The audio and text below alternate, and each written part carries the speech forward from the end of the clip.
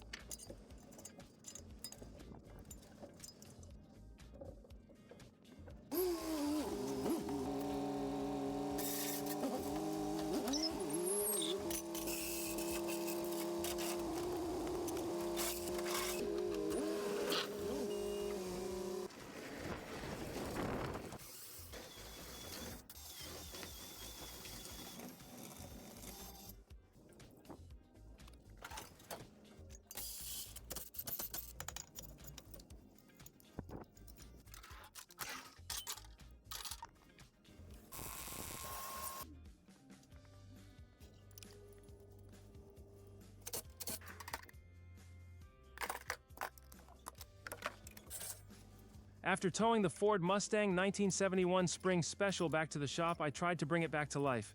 But unfortunately, the Ford 351 Cleveland 5.8 still won't start. Clearly, this old Mustang still has a long road ahead. Follow the next part as I keep working to bring this classic back to life and get it on the road again.